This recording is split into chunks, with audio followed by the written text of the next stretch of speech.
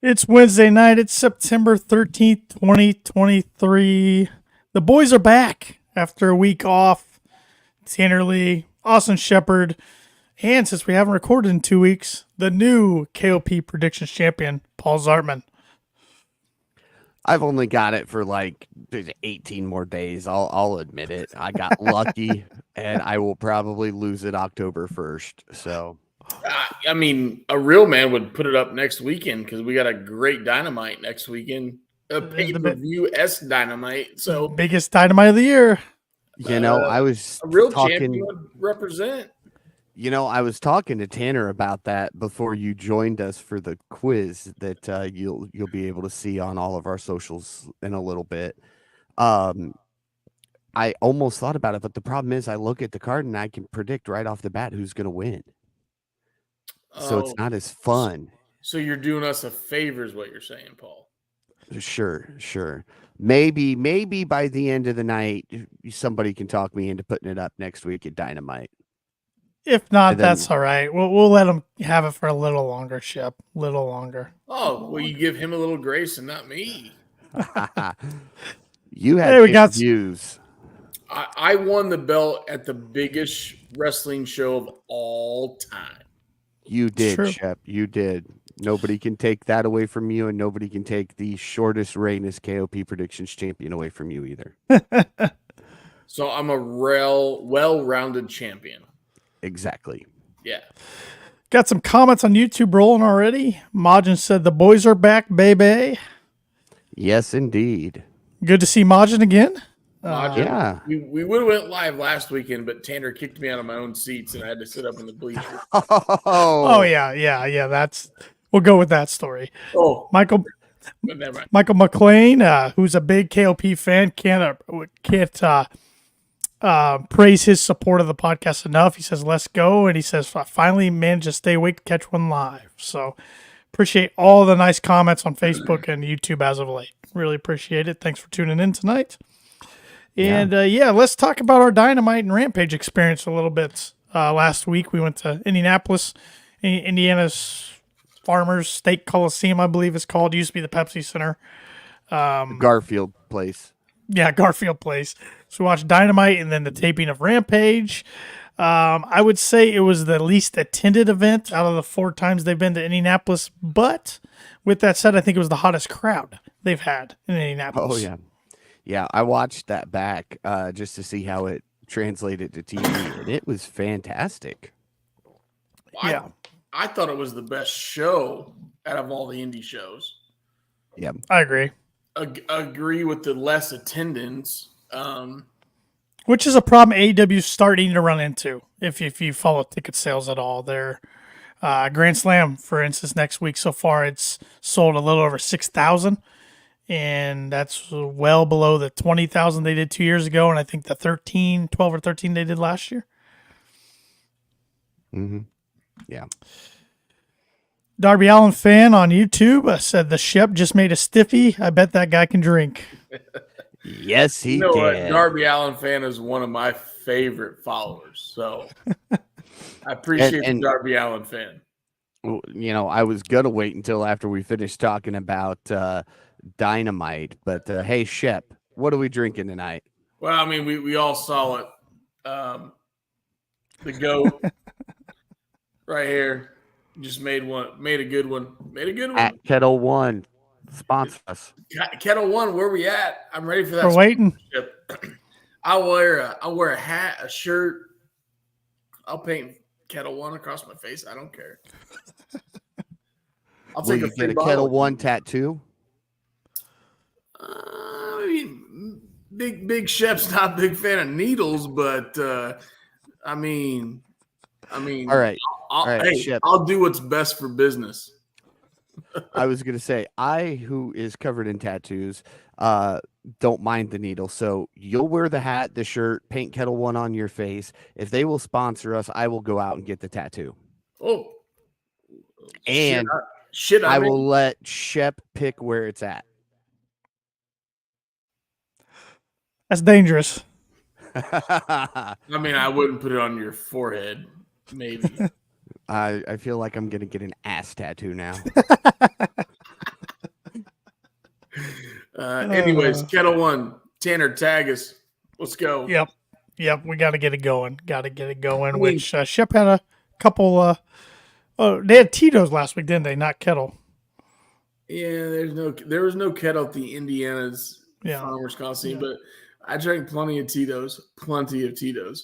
Especially I think I saw you get up at least 4 more times once you had to transfer seats. Especially at $22 a double. So yeah, we definitely had the Tito's. I'm good. I was good. I was happy with it though. I was not drinking the goose. The goose is shit. Grey Goose, shit vodka. I'm sorry. I'll tell you that right now. I'll fight anybody to the death. John Moxley barbed wire exploding death match. If you tell me Grey Goose is better than Kettle One, I will fight you to the death. Majin's saying tramp stamp for you, Paul. If that's what he I picked. don't know. Hey, Majin, Kettle One's a little classier than the tramp stamp. I'm just saying. But it's a thought. And Michael's saying Paul must have poured up during the pre-show to accept that bet. No, surprisingly, I did not. I'm just, if we can get them to sponsor us, Shep doesn't want to get the tattoo. I'm covered in them. I'll do it. What a guy. What a team player. I'll even have somebody film it while I'm getting it done, and we'll put it on the KOP socials. I tell you what, if Kettle One will Kettle One. sponsor us, I'll even talk Tanner into getting the Kettle One tattoo. Oh boy. How many Now we're tattoos talking. Channel? That'd be his first. I do not have one. I have 0. Tanner has I do not have 0. one. I've got enough for all of us. Don't worry, boys. There you go. Michael says Shep versus Ryback for the undisputed Kettle One belt. Feed me Shep's more. winning. Feed him more. Feed me more. We're talking about Kettle, right? Yes. Yes. Ryback is interesting dude. Interesting dude. Just wait. We said his name. Now he's going to somehow find our video and call us out in a video. I hope he does. That would be great. One last thing about Dynamite and Rampage last week. We sit in the same row as Brock Lesnar guy. For all of you familiar with him out there. So that was kind of cool. You think I was not familiar shirt? with him. What's that? You think he washes that shirt? I don't know, because every tweet I see and every event he has, he's either got that shirt on or one that's pretty similar to that. A lot of UFC shirts there for old Brock Lesnar guy. Yep.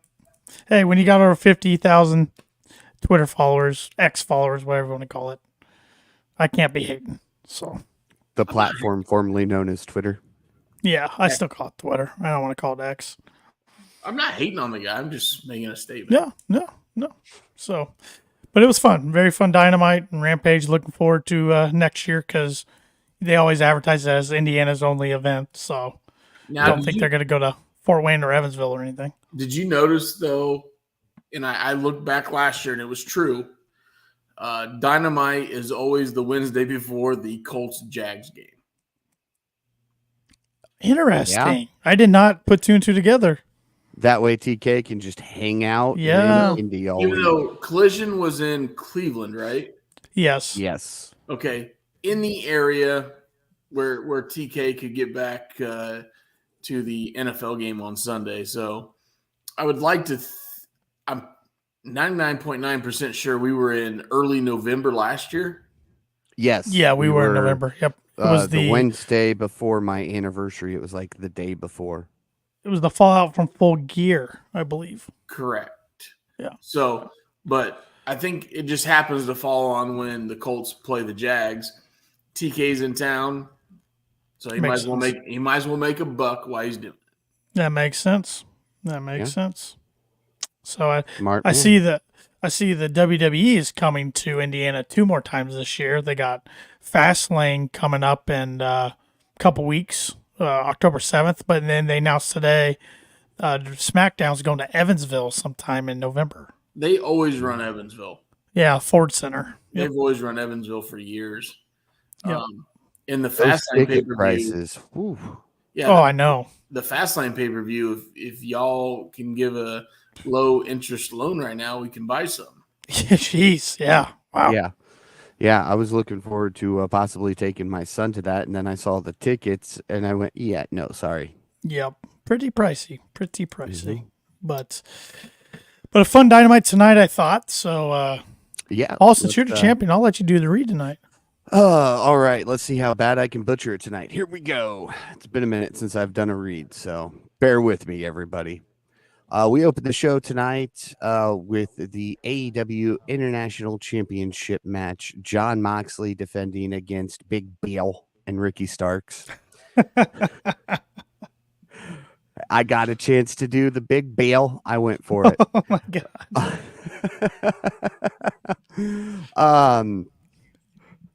Towards the end of the match, Moxley goes up top as Bill is on the outside.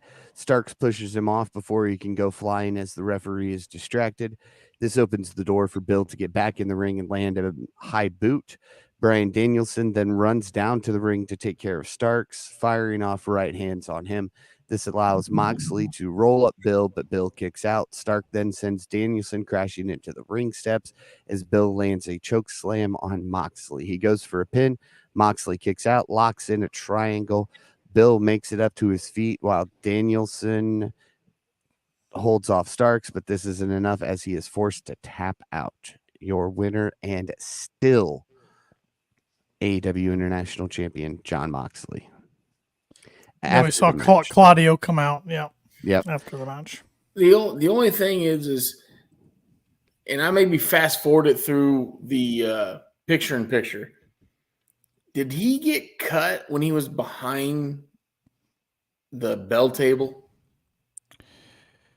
I couldn't tell the exact moment he got cut. Yeah, I didn't catch it. I my trusty beverage for the night, and when I came back, Moxley was bloodied. He was gushing a little bit. So he got thrown on top of the bell table, fell back, pulled the bell table on top of him, and then I think Big Bill kicked the bell table on him or pushed it or something. And then when we came back, he was just, and it wasn't even a small gig. It was a big one. Oh yeah, all down the left side. Yeah, left side. When he got it in Bill's face too, when he put him face to face, he got it all over his face. It got on his arm. It got on his boot. Like it was like Moxley did a good job there. And, Mox might have done a great job selling, but after the match and then the backstage promo, which Paul will get to eventually, he seemed a little woozy, but he could have just been selling it. Oh, I think he was selling it. I mean, I think that guy's lost enough blood. Let's go back to what. There's two things that stood out. They made a comment.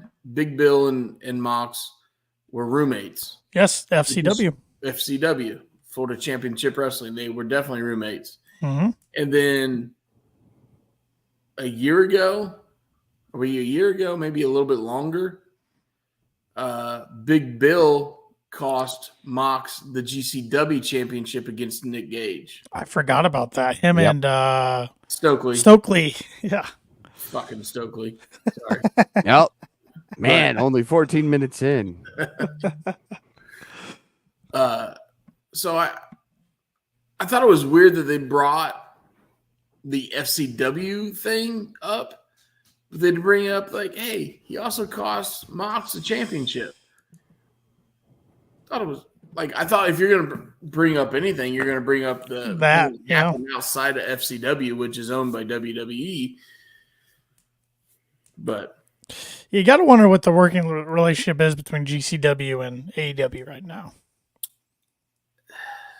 I don't think it's the best. It's not the best. The only person going back and forth is Nick Wayne. So, yep. Which there used to be a good amount of guys that go back and forth. So, But fun opener. I'm digging Moxley as the international champion. Yep. Yeah. We head backstage to Renee, Roderick Strong, and the Kingdom, who look to discuss Strong's upcoming match with Samoa Joe. Adam Cole walks in and suggests that Strong doesn't participate in the match because of his neck injury. Strong brushes him off, leaving with Mike Bennett and Matt Taven. Nice little segment. I like that we get these just quick hit segments. Yeah. They're a minute or two long. It just kind of moves the show along, but it gives enough time to set up for whatever's coming next. Yep, Renee's good at those, and I've enjoyed the story with Roderick Strong, Adam Cole, MJF, Samoa Joe, all kind of intertwined, and the Kingdom's got to be loving it because it's got them major TV time, and they were ROH only until this story came about. So, yes. We go back out to the ring where Tony Schiavone introduces Don Callis, and he makes his way to ring alongside Takeshna. Yeah, I can never say his name. Takeshna. Takeshna. Yeah, there we go. I was right the first time, so there we go. As a covered painting waits inside the ring. Callis says they have been celebrating wins over Kenny Omega at All In and All Out. Then says no one is better than Takeshna. He says when you beat Omega twice in 7 days, he isn't just an ace, but an alpha. We see the alpha up on the Titantron and flashback to indie days with all the streamers flying all over the place. He demands fans call Takeshna the alpha, then says you take everything that can be taken as an alpha, and puts Omega on notice. He unveils the painting to reveal that the next target of the Don Callis family is Kota Ibushi. He says himself and Takeshna will do so much more to Ibushi than pin him as Omega watches helplessly from home. He then takes a screwdriver and jabs it through the canvas. Nice little segment. So Bushi Takeshna Wrestle Dream, right? Yep, that's what I mean. It's not announced yet, but that's got to be it, I would think. Definitely wasn't who I was expecting, but I like it. Trying to get at Kenny's core even more, trying to get him down deep, and that's gonna be a fun match between Ibushi and Takeshna. So they got into it a little bit of blood and guts. So yeah, I'm all about it. It's good stuff.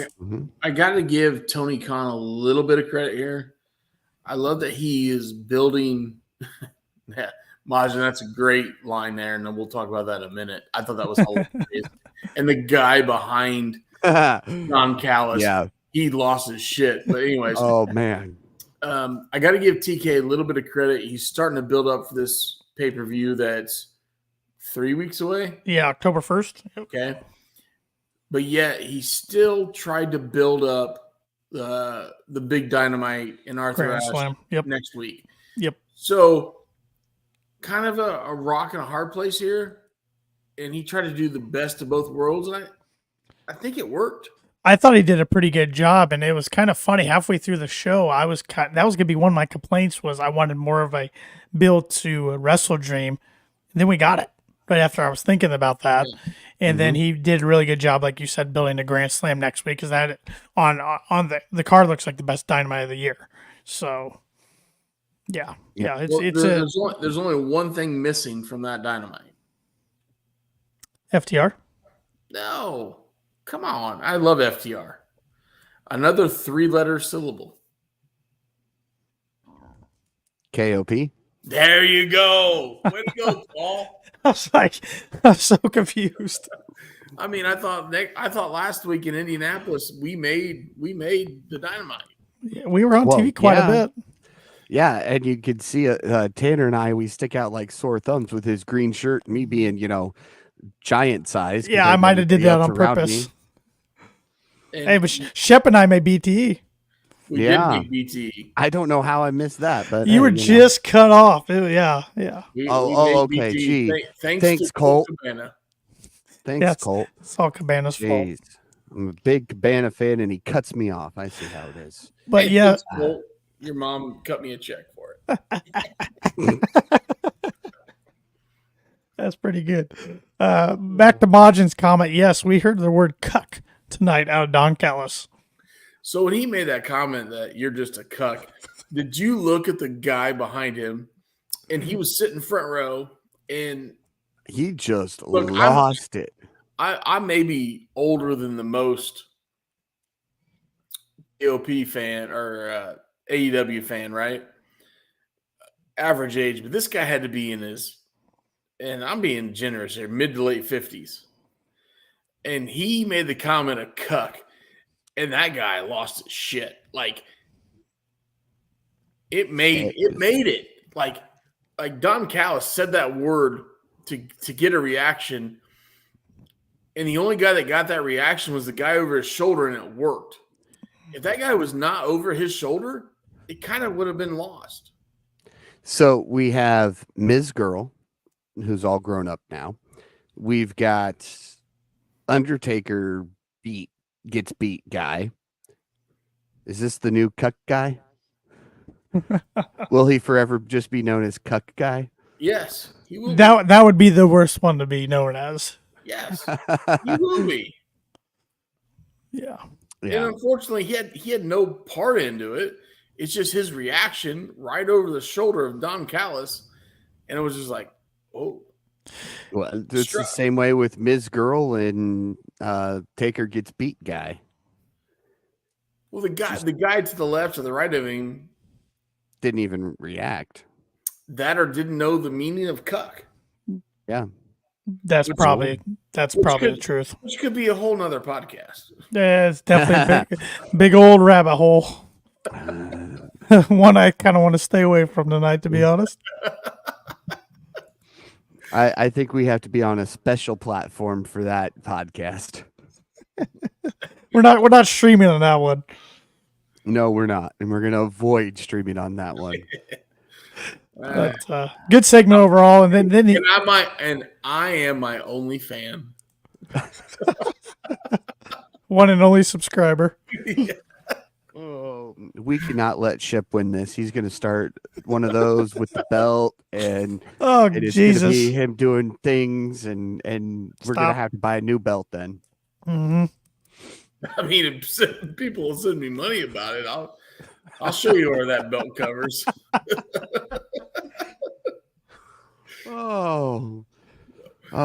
This is really bad because the belt's currently sitting on my lap. You can tell we haven't done a pod in over a week. Yeah, well, yeah, we're 23 minutes in and we've talked about one match. You guys and your rabbit holes are bad. Oh, yeah. Who wore the rabbit hole shirt last week, Shep? The king of rabbit holes. It wasn't me. Yeah. Oh, I did wear that, didn't I? Yes, you did. Yes, you did. I did. I thought it was just a KOP shirt. No, I did wear my KOP rabbit hole shirt. Yep, I'm like, shit.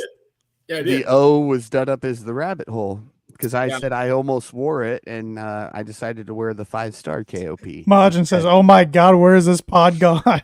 Majin, we don't know either. So strap in and come along for the ride. Yeah, hated there. Time to party. All right, let's try to reel this back in a little bit before we, get the triple letters slapped on this thing. The triple B? A little bit further down the alphabet. Okay. We head backstage to Blackpool Combat Club where Danielson and Claudio challenge Ricky Starks and Big Bill to a tag team match next week. Ray Phoenix and Eddie Kingston enter with something to say to their respective opponents, Moxley and Claudio. And yeah, this is the segment where Moxley was just kind of throughout all of it, selling it. So I like Phoenix getting a title shot. Usually I don't like, the title shots that are just given to somebody, but this has story behind it from when Moxley took him out before All In. So I like that. And then Claudio and Eddie don't have to say anymore. It's fantastic stuff on Collision the other night. And they've got to have Eddie go over, right? In front of his parents, in front of the hometown double champion. It's title versus title. Yep. There's no way Eddie's dropping his title. It's time. It's time. Yep. It does. Well, I agree with all what you guys are saying. But on the other side of it, it does not make sense to have Claudio as the New Japan Strong Champion. Yeah. Claudio hasn't been over there at all. He doesn't fit into that scene right now. So if you're going champion versus champion, it doesn't make sense for Claudio to win. Not saying he's not deserving of it, It's time for Eddie. Yeah. Yep. And I think Eddie could do more being a 2-belt Eddie than Claudio could. I think Eddie's more entertaining right now than Claudio. And the reason I believe that is Eddie is more of the, and I don't mean to harp on your normal professional wrestling viewer, okay? Whether it's AEW, WWE, whatever. If you look at the build of Claudio compared to the build of Eddie Kingston, I mean, Eddie Kingston's more built like the guy sitting at home watching this show. Okay? And I'm not dogging on Eddie Kingston because I love Eddie Kingston. I think that guy is $1 million. But he looks more like us than he does anybody else. And since he does look like more like us and he talks more like us and he makes us believe that this is his life and he doesn't care about anything else. I mean, how everybody cannot be an Eddie Kingston fan right now shocks the shit out of me. So I'm right there with you. Yeah. I'm right there with you. And as far as international championship match, no way Mox loses it just yet, right? No, not yet. But see here, to kind of add to that, not only is it Eddie time, but there are 2 titles that you could challenge for as the BCC that hasn't been held yet. And if you have Claudio drop his title, that frees up 3 men with no titles. Mm-hmm. You could go for 6-man or trios tag, depending on which brand you want them on. And there you go. You get new champs that way, or build for it with the trios, and they could just take over ROH with the 6-man. Could even have them take the ROH tag titles eventually off of MJF and Cole. Yeah, that you could. Get you to some gold again. Yeah. I forget about him. Well, he's the one I think of with ROH right away. I think. Well, I know Claudio's the title holder, but Mox and Danielson are above ROH to me. But so is MJF and Adam Cole, and they're ROH tag champions. So what do I know?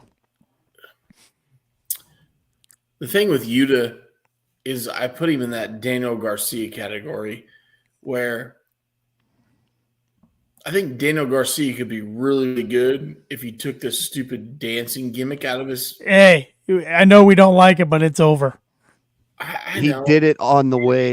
Flashback to last Wednesday. Shep, you were already at your truck, but Tanner and I got stopped trying to cross the little alleyway there as they I was making a drink. allowed all the as they allowed all the talent to come across. And Daniel Garcia, as soon as people saw him, he just broke right into it. I'm like, oh yeah, seriously. But he was truthful tonight. One of the Arizona Cardinals did that dance after he sacked quarterback on Sunday. I saw it. It's embarrassing. So it's just like Hager's hat. I mean, we think it's stupid, but it gets over. And no. Hey, it got over in Indy. Hager's hat kicks the living shit out of this stupid dance. Where's the hat? I'll wear the hat. I will wear the hat if Daniel Garcia never does a stupid dance again.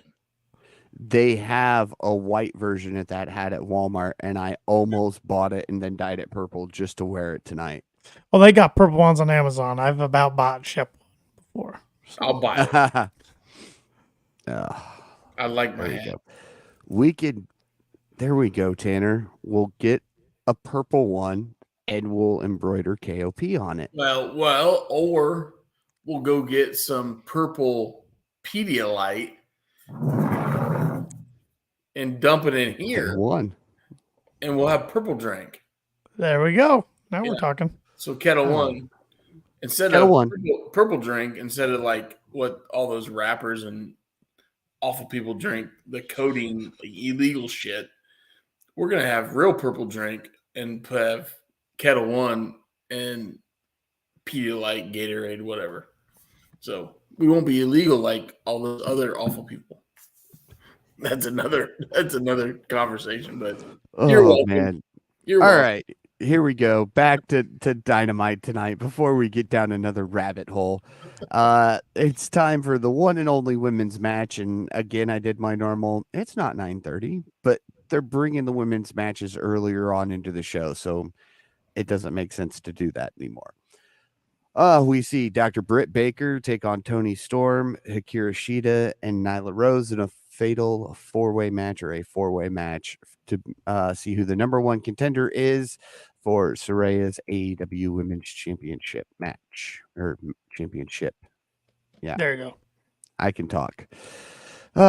Anyway, towards the end of the match, Storm delivers a German suplex to Baker and a hip attack to Rose. Sheeta levels her with a brainbuster, then stares down Baker. Storm executes a chop block on Baker before she is caught with a power bomb from Rose. Rose then levels Baker with a choke slam and rolls up Sheeta. Sheeta reverses the fall, but Rose kicks out. Sheeta lands a knee and the katana, then pins Rose. Baker breaks the fall. There we go. With a thrust kick to Sheeta's head, then delivers a curb stomp. Storm rolls up Baker before she can pin Sheeta for the win. And your new number one contender, this crazy lady known as Toni Storm. And I love the new Toni Storm. Oh, it's fantastic. I love it. Yeah. I love the Watch out for shoes. well, Chin up, tits out. yeah, but is it like a Marilyn Monroe? It is. That's It yeah. is. It's a. That was Yep. the name I was thinking. Marilyn Yep. Monroe-esque. It's kind of like a deranged Hollywood blonde character. Yeah. It's kind of And then- losing it. Chins up, tits out, which I love that. I love that. They put it on a shirt today, so I'll buy one. yeah. And then at I knew the you end, would. just the throwing of the heel. I Watch out love for the that. shoe. Now, it doesn't work unless Renee Paquette plays it off, and she's done it great. So Oh, absolutely. it's a combination of both, but I kind of like you're going to separate her from the outsiders. Mhm. It's coming. Yeah, you're going to separate them, and I think Toni Storm could hang on her own with this gimmick. So I love it. No, it's gonna be a good match between her and Saraya. I don't see them taking the title off of Saraya this fast, but crazier things have happened. It's a good No. story going on. She held it longer than Sheeta's last run has been. So Yeah. The only thing I can think of is they did it just for Saraya to have it in London with her family there. Well, that was my biggest complaint with looking back with Sheeta's short run was they pretty much gave it to Sheeta just for the 200th episode, and with the story they should have just had Tony keep it until All In, and have Saraya beat Tony. That would have made more sense story wise. But yeah, but we've gotten this interesting Tony out of it, yes, which came from her losing the belt, which we True. wouldn't have seen otherwise. True, and I figured she would win tonight, but I was still surprised that she got the pin over Britt. I was surprised Britt took the pin out of all the ladies. Britt's been taking a lot of L's here lately. There's a lot of big names in AEW taking L's lately. Passing the torch, Mm-hmm. so to speak. Putting over some other talent. Yep. Yeah, it's good to see. It's good to Mhm. see. After the match, Sheeta shoves Baker. There we go. Yeah. Out of anger for costing her the match. We then head backstage to Which we Renee saw that once on again. Rampage. Yes. After they won, they got into it a little bit. So that's a feud coming. Renee's backstage with Saraya and Ruby Soho. Renee asks Saraya about Storm's win. Saraya says Storm lost the top spot to her before losing her mind. She says she will be walking out of Grand Slam still holding the AEW Women's World Championship. And we kind of get a little bit of that. You can tell they're going to break up pretty quickly, probably at Grand Slam. Because Saraya makes the statement, "You won without us." So, Yep. or good job, you won without us, or however she said Yep. it. And it's crazy to think just a year ago, Saraya made her debut with the company at Grand Slam. So now Yeah. she's going in as world champ. Crazier things have happened. Hmm. Up next, we hear from Jericho and Sammy Guevara, the Sex Gods. They talk about their match next week at Grand Slam, reflect on their friendship over the last 4 years, then throws it over to a video of some of the highlights of their friendship. Guevara jokes about not knowing the lyrics to Judas still before Jericho talks about the first time he saw Guevara on an NWA pay-per-view. He says he called Tony Khan after seeing him to get him signed and says he's seen him grow up right in front of his eyes. He says he's proud of all Guevara has accomplished in AEW. I got to stop there because I like where they're going with this storyline, but Sammy's come out before and said Cody's who reached out to him to bring him into the company. And this kind of feels like we're just trying to erase some of Cody. Yeah, I think most diehards know that Cody reached out to pretty much everybody at the very beginning to bring them in. That was kind of one of his roles. But I don't know if they're as much trying to race Cody as it is just add another layer to the story, a little backstory to it. And maybe Jericho and Cody talked. Maybe they were sitting there at watching that pay-per-view together. We don't know. Mm-hmm. Yeah. But it's just kind of one of those, all right, Cody mentioned throughout the feud that him and Sammy had that, I'm the one who brought you into this company. Mm-hmm. Like he did with Starks. Mm-hmm. Well, let's go back to MJF. that 70th anniversary show. So he lost a 4-way match to Sam Shaw, which is Dexter Loomis, as a title eliminator. Which that 70s show was packed with a bunch of AEW talent, future AEW talent. So, right, I do love that they acknowledge that. So, yeah, they don't shy away from it. Yeah, just give you a little bit of a heads up on that. Majin said Jericho said before that he went to Cody about Sammy too. Okay, so I missed that part. So there's that. All right. Guevara thanks Jericho for his kind words. He says Jericho has inspired him since he was a kid, performing code breakers in his mother's backyard.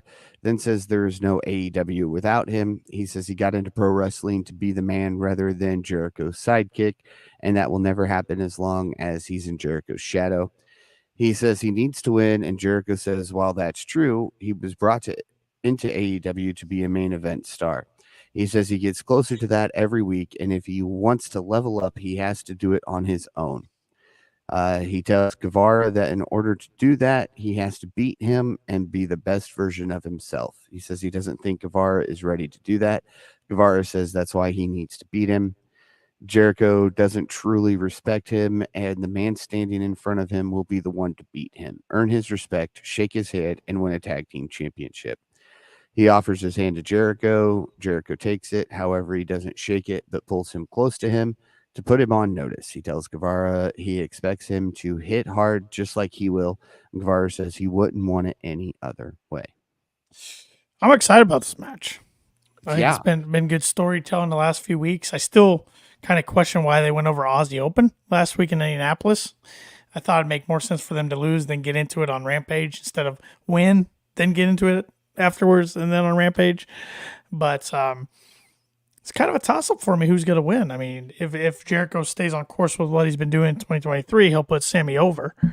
But maybe there's a lot more to the story than what we expect. So, and I'm interested to see who the crowds get before too. And we got to start getting ready to write Sammy off of TV at some point so he can go. That's a good point. Baby mama for a while. That's a good point. And this would be the way to do it. He loses to Jericho after giving it his all, and he just can't take being there at that point in time. Goes home, comes back after the baby's a couple months old, and voila. And this might be finally the kind of break off between him and Jericho. I know they're teasing still staying together, but maybe this is the true end to the inner circle. The true end to it. The singles match finally happening. Then they can go off on their separate ways. But good stuff, Jericho. I mean, I know a lot of people, he gets some criticism, even though All Eat Crow, and his match with Ospreay at All In was a lot better than I ever thought it was going to be. He's always good at telling stories. Yes, he is. We head backstage to MJF in the medical office from last week. He's being checked on as Renee and Adam Cole stand by. The medical officials tell MJF that he will be all good to go in time for Grand Slam. Then sends a message to Roderick Strong and Samoa Joe. A promo that I have hated for years, but MJF delivered it, and it was fantastic with the Steiner math. Word for word, it was awesome. Oh, yeah, yeah. And I mean, that was, a triple threat match when Steiner originally did the math, didn't he? And he said about Joe. Yep. And it was Angle and Joe, and this time we get Strong and Joe. But to be able to, he rambled that off better than Steiner did when Steiner delivered it. Oh, yeah. I mean, MJF's a student of the game. I mean, he's been on record. He studies and studies and studies wrestling, and I like how Taz acknowledged it without bringing up Scott Steiner, but he brought up the University of Michigan. It's where if people follow Steiners, that's where they went. That's where they're from. So, yeah, just another thing I respect about AEW, not shying away from the past, callbacks, etc. Yep, that University of Michigan math. One does not hate Steiner math, Majin says. Majin, I will have to disagree with you. I think it's just because I wasn't a big Steiner fan. I mean, I never got the big booty daddy, big papa pump. Yeah, I never got into all of that. All my you weren't one of his freaks. You weren't a Freakzilla fan. You weren't one of his freaks. All my friends growing up were like, I want to look like that when I get older. I'm like, why? I mean, roided up. Yeah. Muscles on muscles. He delivered that promo, and I was like, do you still want to be that guy? And they're like, no. Exactly. Up next is Adam Page versus Brian Cage. This match delivered. I was not expecting this match to, one, go as long as it did, and two, be as back and forth as it was. But towards the end of the match, Cage does some bicep curls with Page, looks to plan him, but Page counters and sends Cage crashing into the mat. He then delivers a drop kick that sends him back to the outside, hits a moonsault, gets him back into the ring, delivers a crossbody off the ropes, then sets up for the buckshot lariat. Cage catches him to evade the maneuver before Page delivers the Deadeye for the win. Oh, this is a good match. It was a third of their trilogy. It was 1-1 going into this one. Brian Cage won the first one at Daly's place, which I think a lot of people forget about. I think Hangman got his revenge at the pay-per-view. I think it was Double or Nothing. Yeah, with the crowd. Yeah, Double or Nothing, I believe. Yes. But Brian Cage, I mean, say what you want about the guy, but he can go in the ring. He's a freak athlete for his size. I don't know how I feel about him always wearing the face paint. But it did get me tonight. Some of the face paint got on Hangman. I literally thought Hangman was working with a torn pec for a little bit because of the bruising. What I thought was bruising, but stupid me, it was face paint. So it happens. That was a dumb tweet from the KOP Twitter account, but me right here.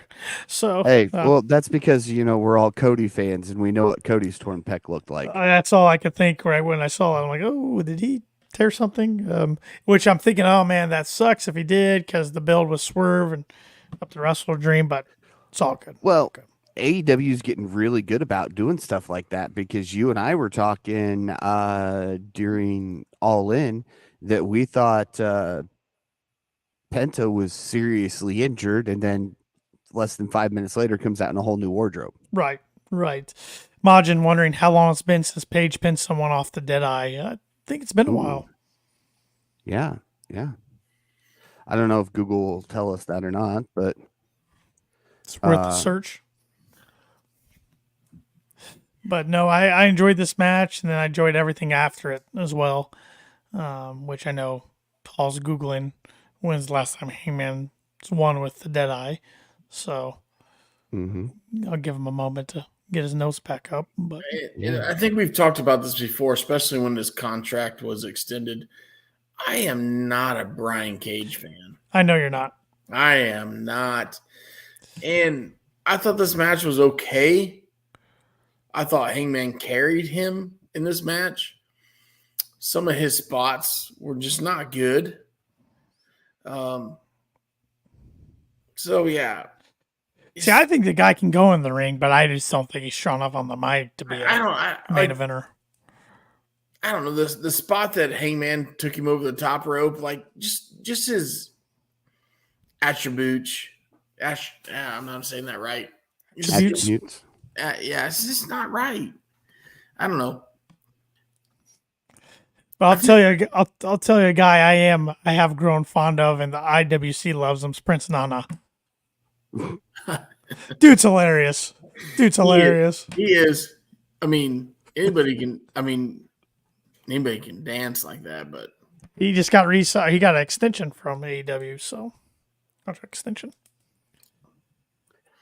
Good for Well, him. I am not finding it. I am finding reference to the Deadeye, but it does not look like it was victorious. Yeah, I can't tell you.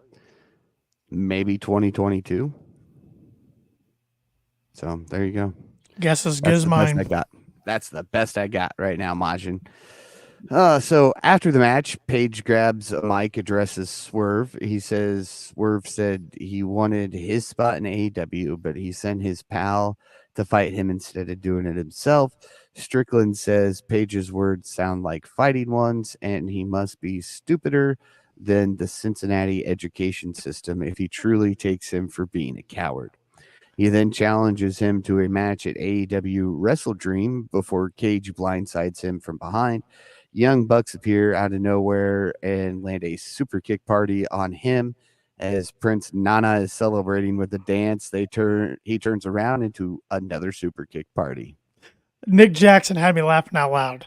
Oh, man, he was going along with it. And he, trying to get, that was great. I loved it. Well, and the timing was a little off because Nana turned around, looked at him for a second, and Matt, I think, missed the cue just a little bit, and then they had to. I think Matt was trying not to lose it with Nick. Yeah, it's pretty good stuff. And I'm glad the Bucks came out because at first Hangman's getting attacked. I'm like, where are the Bucks?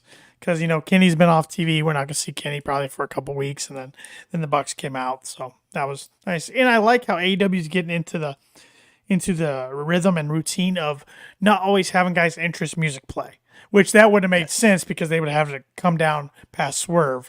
So, but even then, I know Adam Cole used to run in when we were at Dynamite last week, and some other guys are starting to run in without music. I kind of like that. It's more real. That's one thing that has always drove me nuts, and AEW is not the only company to do that.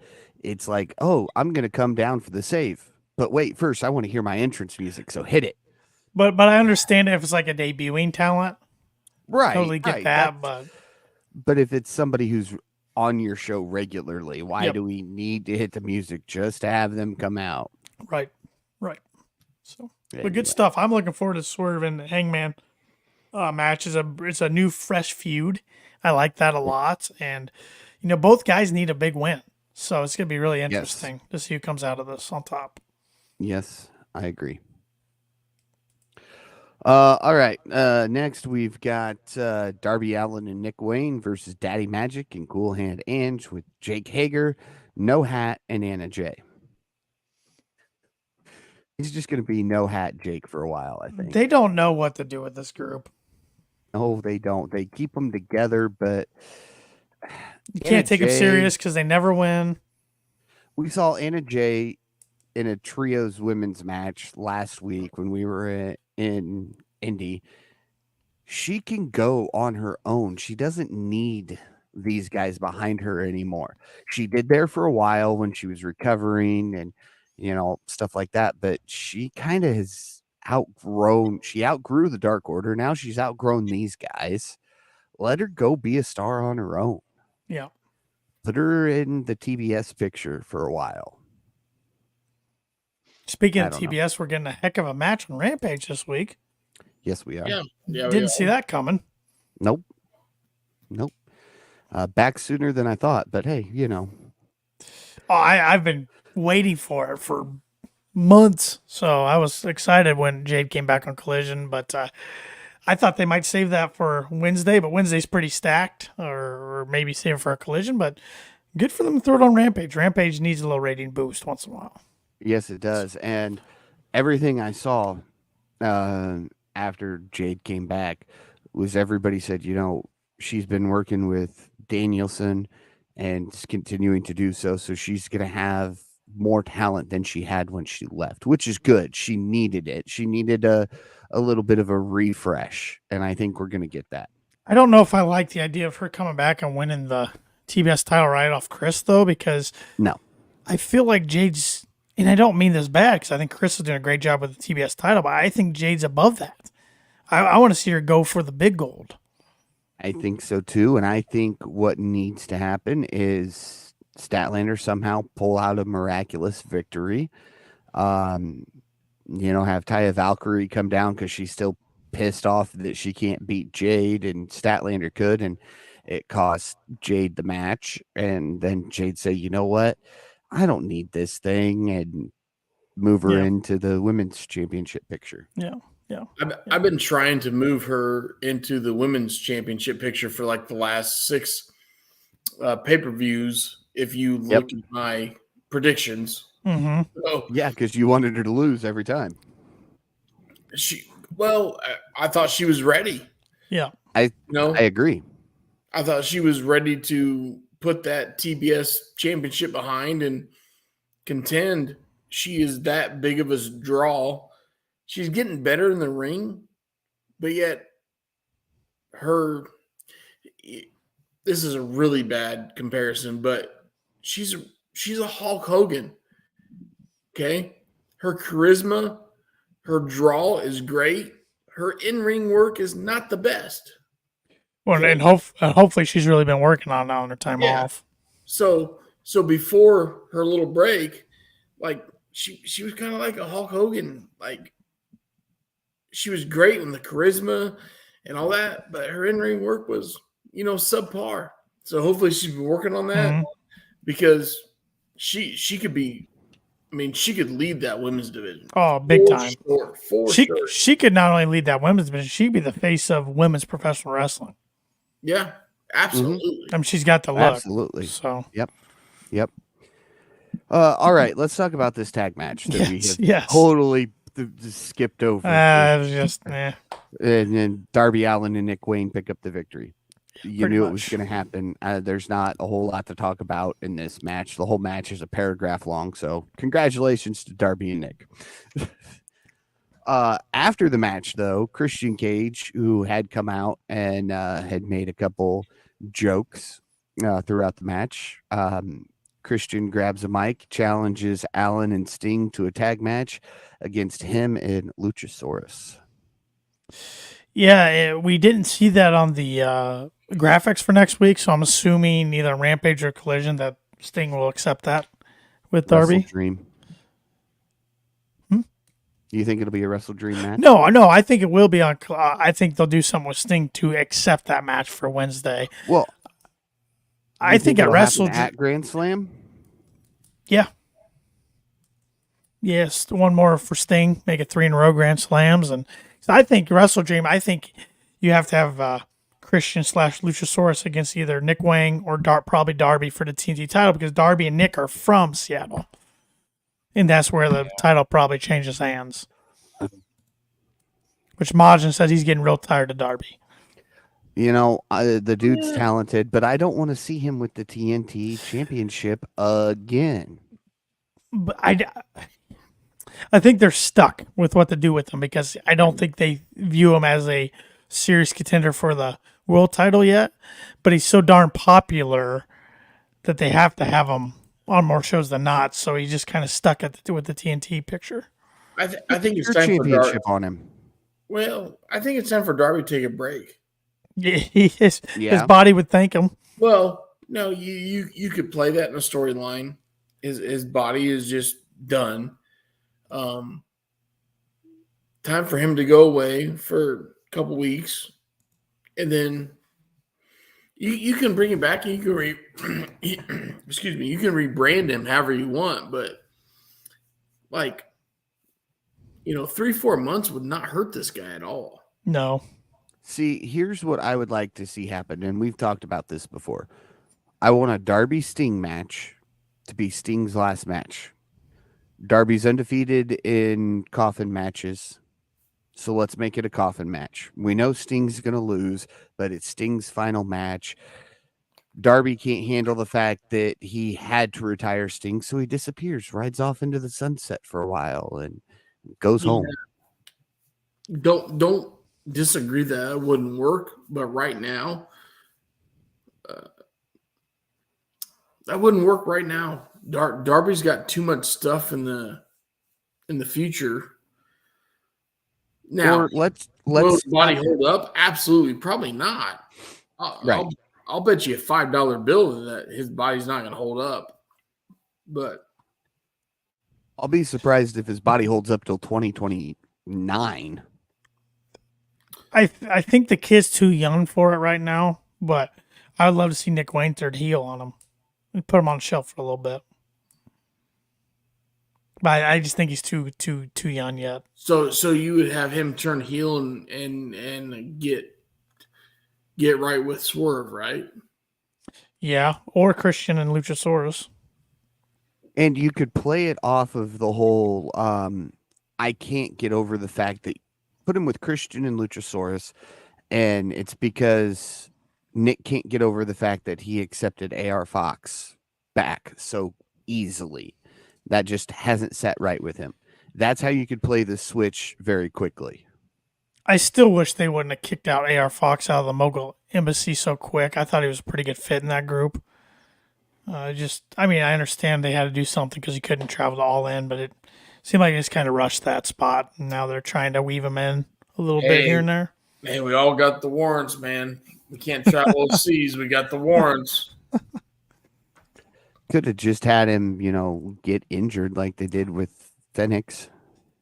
Yeah, exactly. You could have done something like that. But Christian's fantastic, though, going back to the segment and talking about Nick Wayne's mom on Instagram and not enough bikini pics, but he sent her a request on the side. And he's so good at this snarky heel. And I'm just waiting for his buddy to show up within the next month.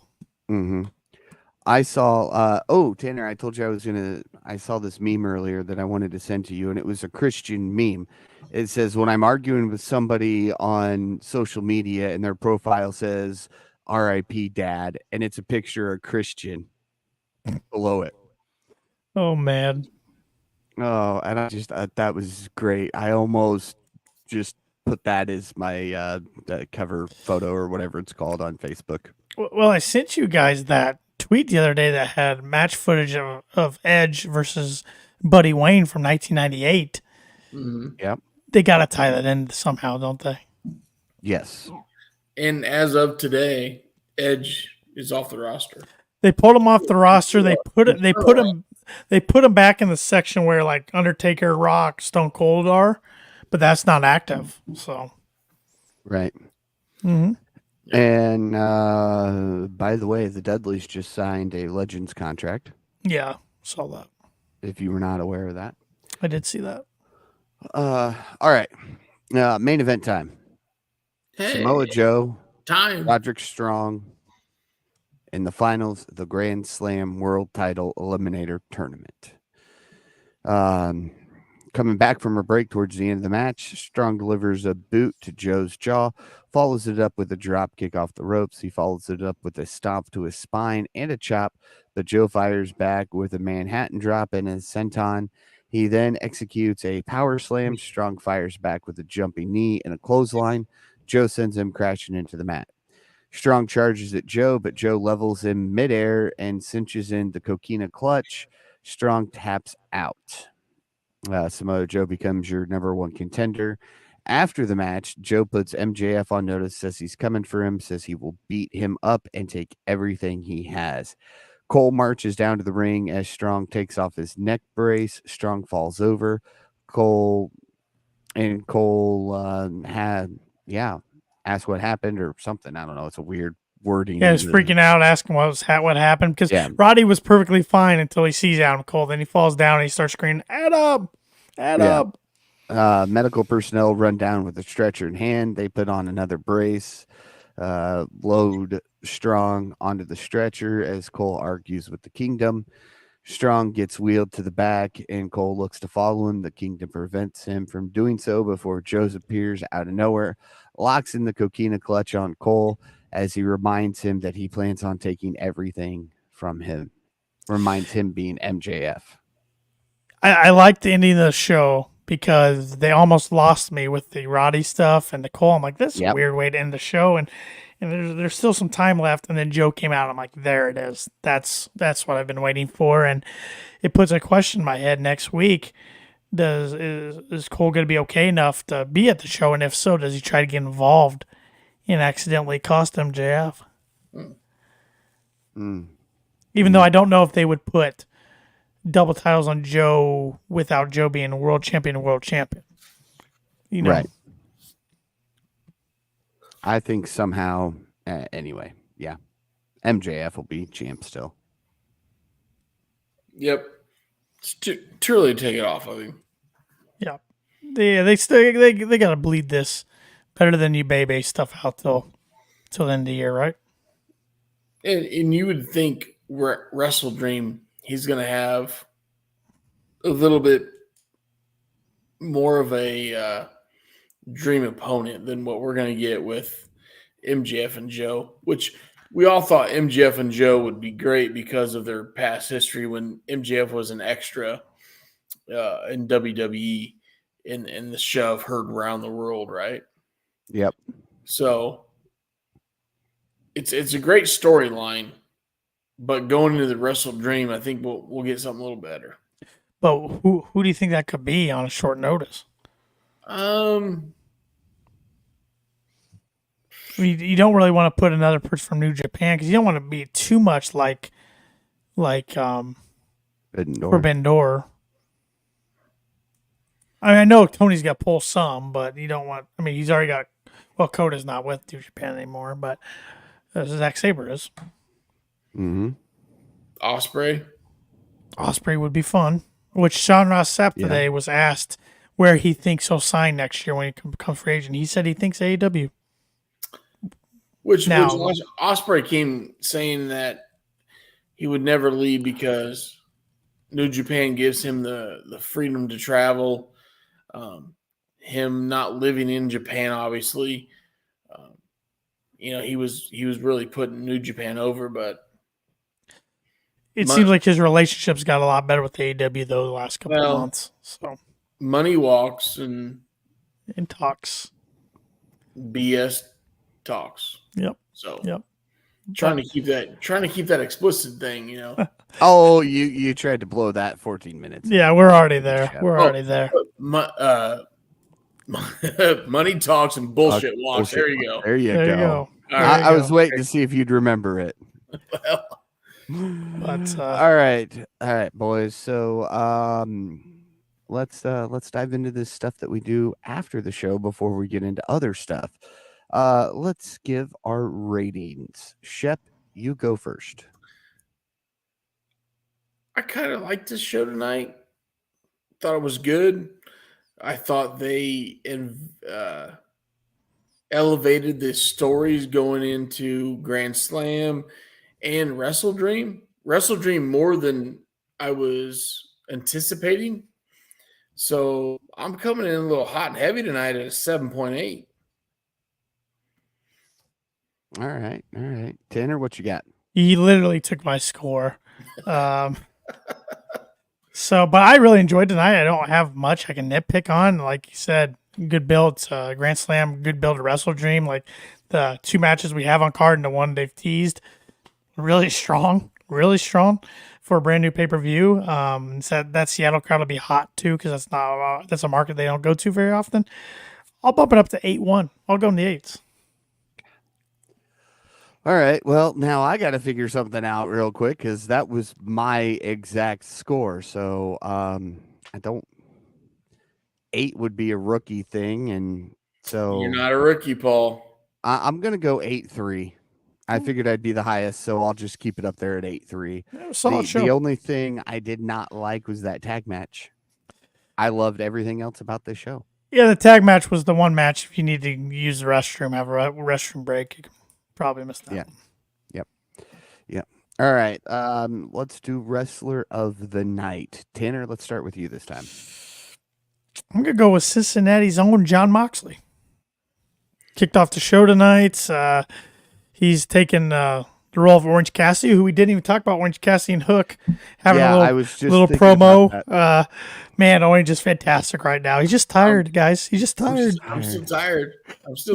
But I love it. He goes, Hook's mad about something. And he's like, he's got a cool title. I used to have a title. I don't know. Yeah, you're a good champ. Thanks, man. It's just fantastic. You were a good champ too, and they he's just. And Renee goes, Orange, are you okay? I'm just tired. No, he's just fantastic.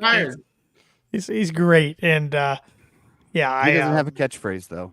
No catchphrase, but he's got a top-selling T-shirt that says, "I don't have a catchphrase." It's just perfect. But Mox, I enjoy seeing Mox with a different kind of gold on his shoulder. Yep, I enjoy gold on my shoulder too. Mm-hmm. Enjoy it till October 1st.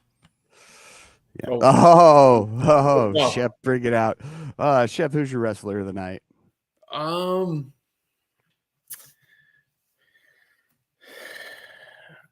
going with this guy just because his opponent next week has had a history of putting these young talents over, and I can agree with it. So I'm going Sammy Guevara. I thought the promo between him and Jericho was really good. It was sincere. It was personal.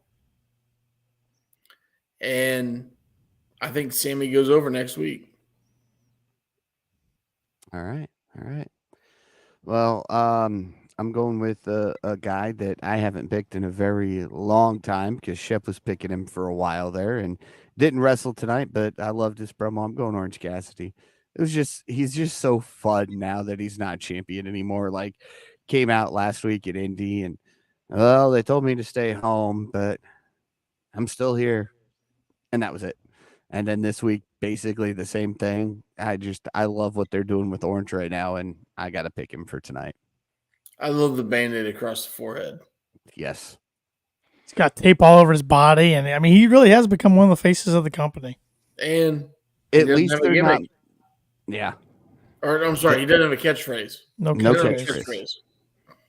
But at least Orange doesn't have a scar, and it keeps getting darker and darker and every single week. And I think it's getting longer now too. So it's so crazy that spot happened accidentally like that. Yeah. And they've turned it into this whole thing. So much makeup. So much. Yes. Sammy should have laid off the Insta tan tonight though, but his never face does. A little orange, but all those guys, they have an orange face and orange fingers. They really do. If you look at their hands and their face, it's just over the top. Well, Daddy Magic last week was dripping off his body. Yep. I was just going to bring that up. Man, that was not a good look. It was like, it was not good. He threw the water on before the Instatan dried, and it was not good. Oh, I do love the Sammy vlog where Daddy Magic was having a hard time getting a hotel room. Yeah, he was. Yeah, he was. And Sammy keeps pissing Tay off because he's buying N64s and GameCubes and all sorts of stuff.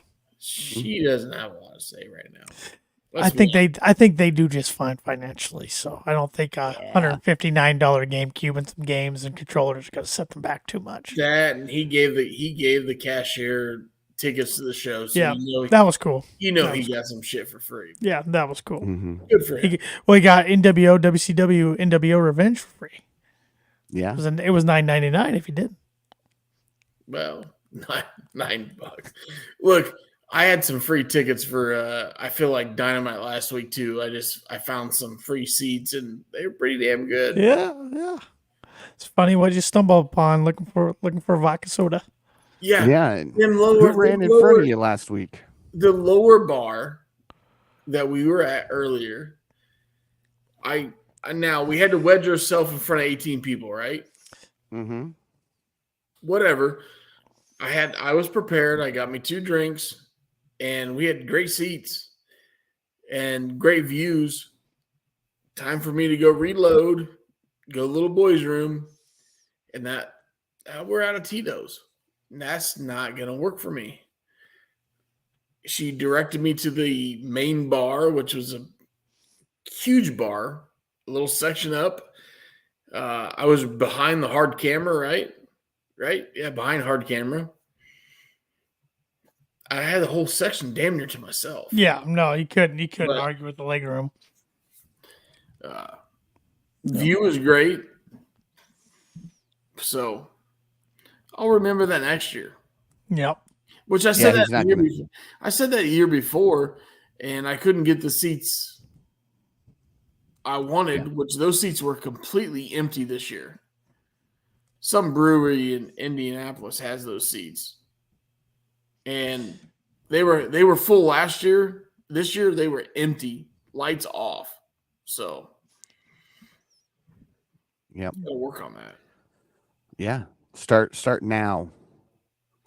Maybe with a Kettle One sponsorship, they'll let you just sit kind of wherever you want. It should.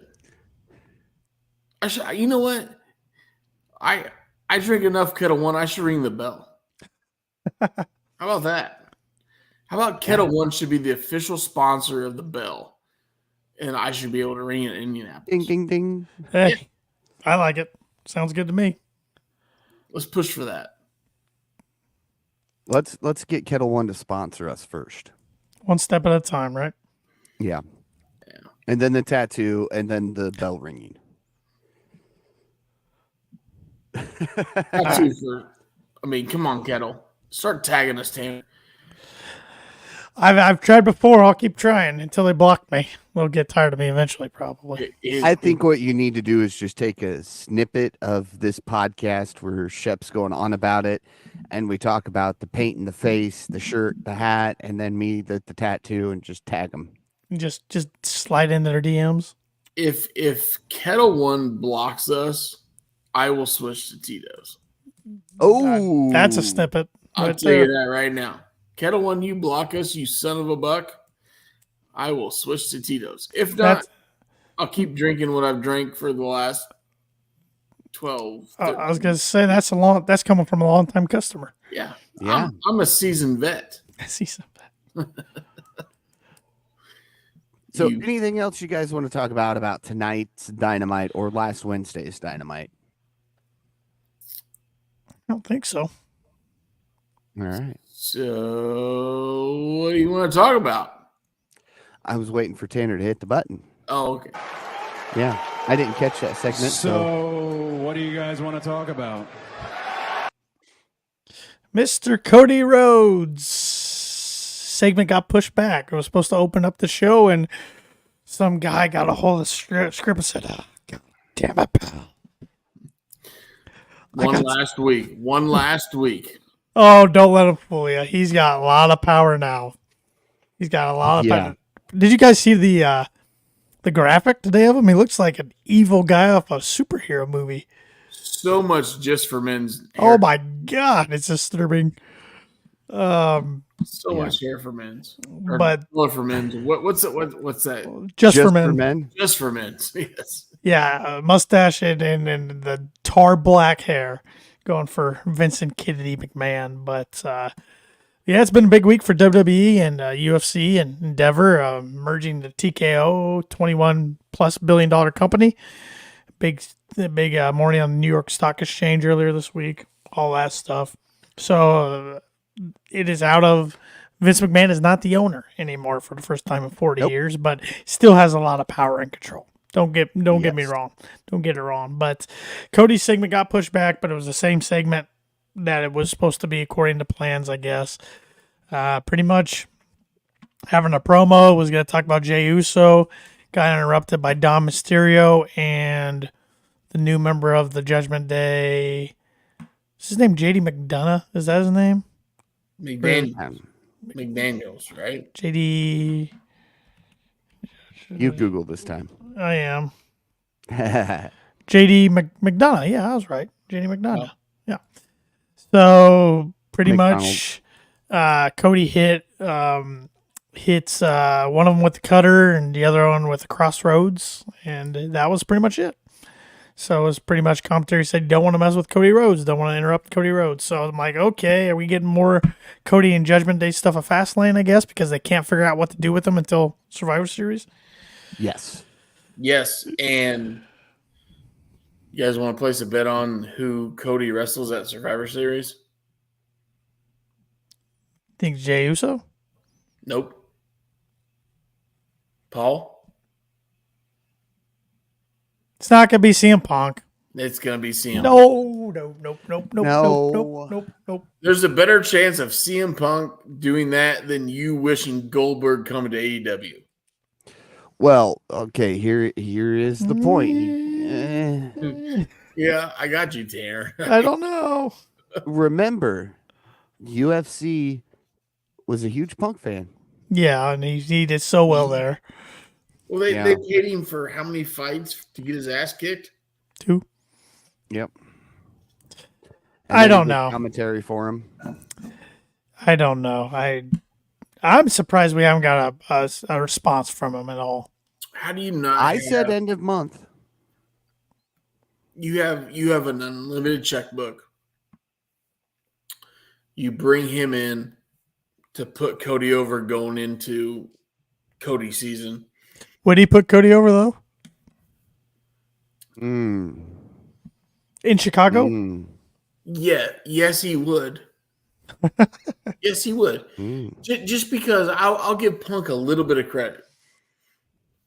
Punk would understand the reality, the magnitude of putting Cody over going into WrestleMania season, which I know doesn't start until after Rumble in January, but would give him such a leapfrog. So, I mean, WrestleMania is in Philly, right? Philly, yep. And we're going to get Roman and Cody again, and Cody's going over. Got to get Cody over to SmackDown somehow soon. So, if we don't get Cody and Punk there, then we have to have it at Rumble, which doesn't make sense at Rumble. It makes more sense at So you are totally convinced that Punk is going to WWE? Absolutely. And again, it's money talks and bullshit walks. It really does. Hey, we did finally see their first signee since they've had the hiring freeze in this whole year. Nia Jax is back. Yeah, and she damn near injured somebody. Mm-hmm. Her Samoan drop looked about as stiff as. Never mind. But I was going to make a Paul comment, but I'm trying. Oh, thanks. But yeah, she looked awful in her return. She really did. Mm-hmm. But we don't talk about them. It's good shit, pal. Yeah. I'm sorry. Sorry I offended Tanner and his uncle. Right? Yeah. Wow, that came back. He sells the company, and I still get it. He sells the company for enough money. Stupid amount of money. Yeah. You know, you were saying, talking about Nia. Didn't she like bust her head open even? Isn't that what I saw? I literally only watched the Cody segment because they timed it perfectly. I will give them credit for pushing back. It was at halftime of the Monday Night Football game he came on. So it was perfectly timed, which their ratings have dipped the last 4 weeks, and they had, for them, a bad rating week 1 against. But, of course, you had the whole Aaron Rodgers thing happen. A lot of people wanted to tune into Monday Night Football. But speaking of ratings, Collision went up this week against the Texas-Alabama game. Up. So that tells me the week before it was more impacted by the WWE PLE than it was college football. Yeah. Pay-per-view. Mm-hmm. Well, pay-per-view for AEW, PLE for WWE. Pay-per-view. Get it right, Paul. There's certain words you can't say when talking about WWE. It's pay-per-view. I don't care. You can't say belts, or can you say belt? You can't say strap. You can't say. Strap. You can't say. Championship. You can't say hospital. It's medical facility. Mm-hmm. No blood. I don't know how well this is going to show up on camera here. I see it a little bit. There's see a cut? starting to darken it. Yeah, looks like she got a little cut there. Yeah, said she does have a concussion. So there's that. Welcome back, Naya. Yeah, but that's all I got in the wrestling world. I don't have anything else this week. I don't have anything else this week. Except somebody's gonna die in GCW, and they're Yes. like legit. I'm worried for somebody's life in that match. It's the spots. Like those guys go on. They've performed those matches so many times. Like you think it just goes good, but then there's a spot that they tried to do and it just doesn't pan out. But I don't know. That's going to be a hard one to watch, actually. Yeah. And I like to watch a lot of GCW when they get into the light tubes and the panes of glass and stuff. That's the ones that I tend to steer away from. But now you're going to put two cages together with two light tubes, two panes of glass. So, like, I'll probably watch. You gotta check it out, right? I'll probably watch. Yeah. I mean, it's a $4 pay-per-view, so I'm gonna watch it. Yeah. I sent it to you guys because I'm just like, yeah, somebody's gonna die. And you know what? Maybe we get a Moxley showing back up. Could be. Could be. When it's all said and done. Yeah. Paul, you got anything else? I do not have anything else. Nope, that's all I got. All righty. With that being said, be sure to check out kickingoutshop.com. It's your place to go for all of your Kicking Out podcast merchandise. It's your way to support a great podcast and look great doing so. There we go. Words are hard.